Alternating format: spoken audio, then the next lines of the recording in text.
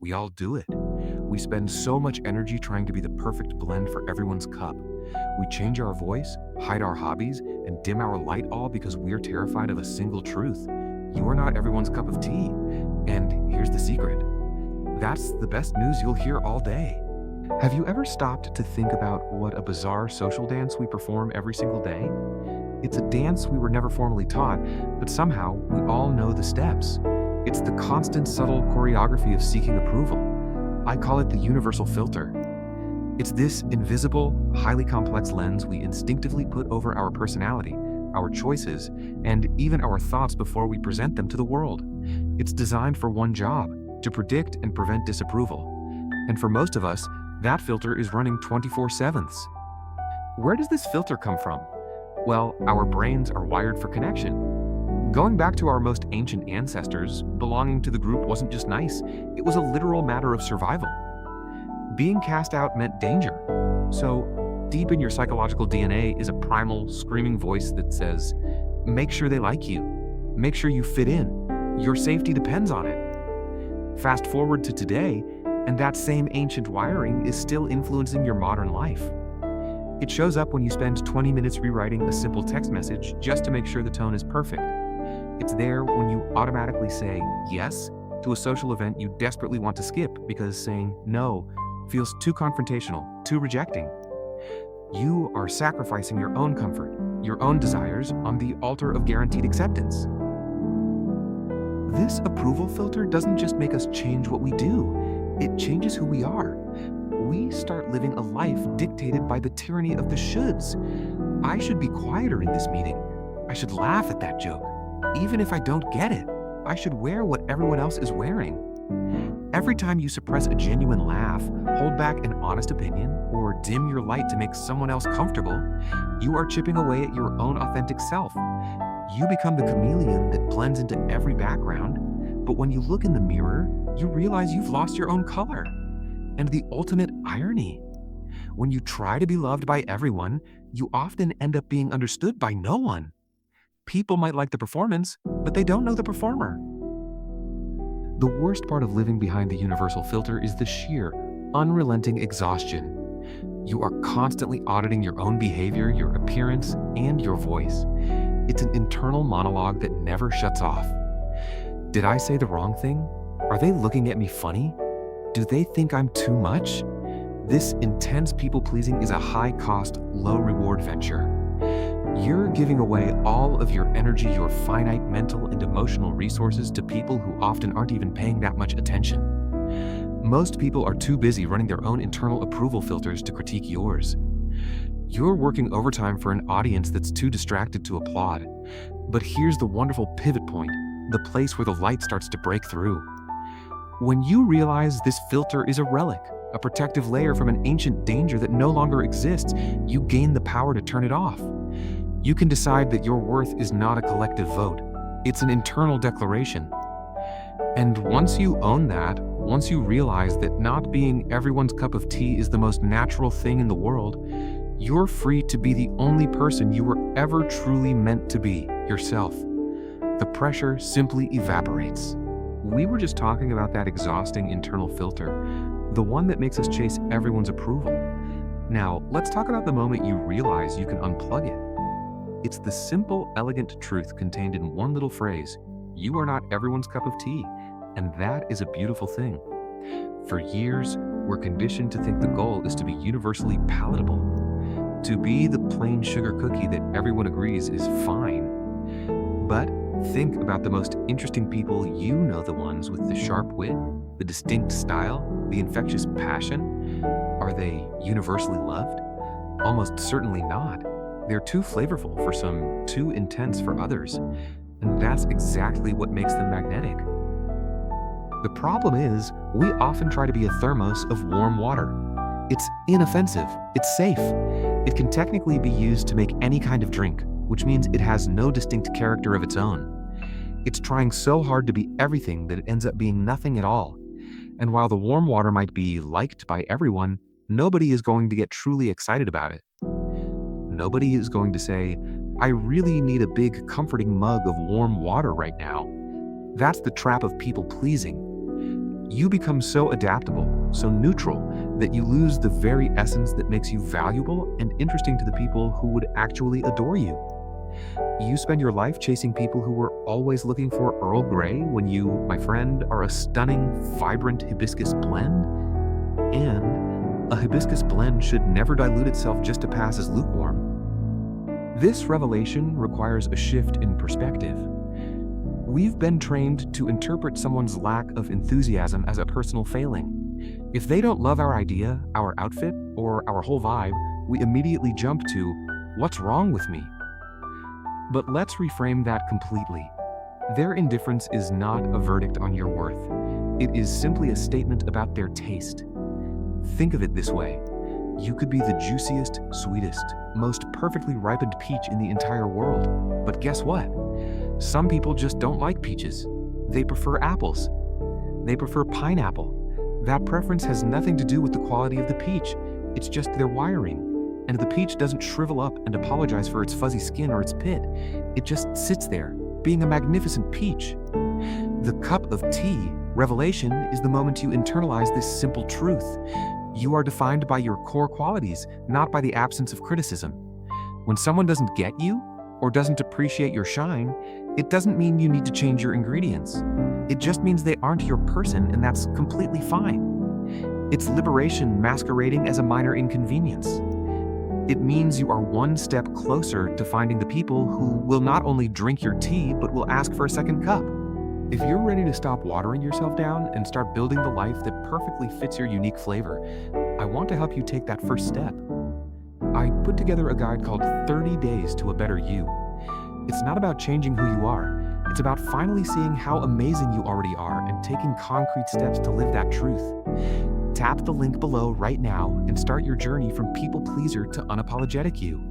If the previous step was about accepting that you're not for everyone, this one is about actively celebrating who you are for. It's about taking that cup of tea realization and moving from neutral acceptance to enthusiastic embrace. We're talking about unlocking the power of your flavor. What exactly is your flavor? It's your authentic self, the sum of all your strange hobbies, your deeply held values, the way you tell a story, and the specific sound of your laugh. It's the unique combination of ingredients that make you distinct. For too long, you've been standing in the corner, holding a bland menu, terrified to list the actual, delicious things you offer. Think about the times you've tried to minimize yourself. You've convinced yourself that being a little quieter, a little more generic, or a little less opinionated is the safe path. But safety isn't where true connection lives. Connection requires vulnerability and visibility. When you try to be a muted pastel, you might blend into the wallpaper, but you also become easily forgettable. People who are truly meant for you, the ones who will become your favorite people, won't notice you if you're hiding. They're looking for the bold, vibrant color that clashes with the mundane. The power of your flavor is that it works like a natural filter. It doesn't attract everyone, and that is precisely the point. It attracts your perfect match. It calls out to the people who think your brand of weird is the best brand in the world. It's time to reframe all the things you once saw as a vulnerability or a liability. Maybe you're too much. That actually means you're passionate and energized. Maybe you're too quiet. That means you're observant and a deep thinker. Maybe you're too focused on a niche hobby. That means you have dedication and unique expertise. These are not weaknesses. They are your unique selling points. They are the cinnamon in your chai, the mint in your mojito. They're the parts that make the final product unforgettable. When you fully own your flavor, you radiate a quiet but undeniable confidence. It's the difference between walking into a room hoping to be accepted and walking into a room knowing you belong, regardless of who likes it. This is self-respect in action. It's a silent, powerful signal that you are no longer up for negotiation. You are simply this, and those who appreciate it are welcome to stay. By refusing to water yourself down, you make space for the kind of deep, meaningful relationships that nourish your soul, not just the surface-level acquaintances that drain your batteries. You've stopped hiding. You've accepted that your unique flavor isn't going to be universally loved. And you've started allowing yourself to exist fully, without apology. So, what's the natural next step? It's shifting your gaze from the people who don't appreciate your blend to the ones who are ready to drink you down to the last drop. It's about finding your faves, the true heart of your support system. The biggest drain on your energy happens when you keep trying to convince the wrong people of your value. Think of all the emotional effort you've wasted trying to earn a passing glance from someone who was never going to be on your wavelength anyway. That effort is finite, it's precious, and it deserves to be invested somewhere that offers a return: genuine, unwavering love. We often fixate on the outer ring, the casual acquaintances, the judgmental critics, the people whose opinions frankly don't matter to our daily joy. We allow their lukewarm response to overshadow the people who show up with warmth, enthusiasm, and a lifetime subscription to your fan club. It's time to consciously flip that script. Imagine you have a spotlight. For years, you've been shining it on the people who make you feel small, trying to prove your worth to them. Now, take that spotlight and firmly redirect it to the people who consistently shine it back on you. These people, your family, your closest friends, your true allies, are your inner circle. They're the ones who don't just tolerate your unique flavor, they actually crave it. They are the ones who celebrate your wins without a hint of envy, offer comfort without needing an explanation, trust you implicitly, knowing your heart and intentions are pure. When you spend time with your faves, notice the difference. There's no performance required. You can be messy, you can be vulnerable, you can be weird, and you can be silent and still be perfectly loved.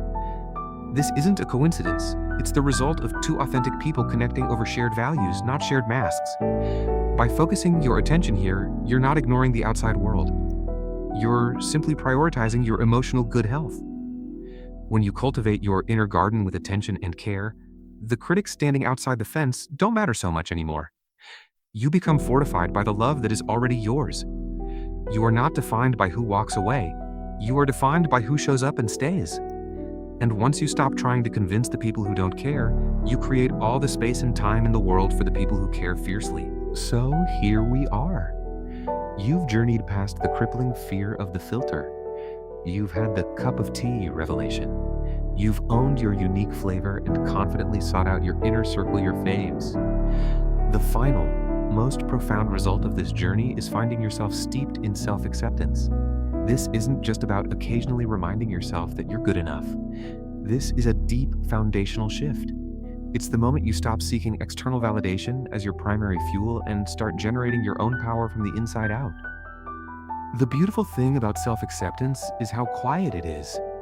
It doesn't require shouting your worth from the rooftops. It's not loud or defensive. It's a calm, unshakable knowing. It means that when a random person decides they don't like your choice, your job, or your personality, it doesn't send you into a spiral of self-doubt. You simply acknowledge their opinion, and then you let it pass like a cloud moving across the sky. Their judgment is no longer the gravity that pulls you down. It's just noise on a distant frequency. You don't need to convince them because you've already convinced yourself. When you're steeped in self-acceptance, you stop seeing your life as a performance designed to keep everyone happy. You realize that your time is better spent pursuing joy, embracing your interests, and showing up authentically. This newfound freedom actually makes you a better friend, partner, and family member. Why? Because you're no longer approaching relationships from a place of need. You're not desperate for their approval or scared of their departure. Instead, you approach them from a place of wholeness. You give love because you have it to spare, not because you need it returned to feel valuable. The people who matter, your faves, will notice this change. They will see your new calm, your genuine self, and they will love you even more for it. You will find that the relationships you truly value become easier, lighter, and more profoundly nourishing. Ultimately, your goal in life shouldn't be to have the most fans. It should be to have the most authentic relationships and the most unapologetically authentic self. You've let go of the impossible pursuit of pleasing everyone, and in doing so, you've finally found the peace that was waiting for you all along.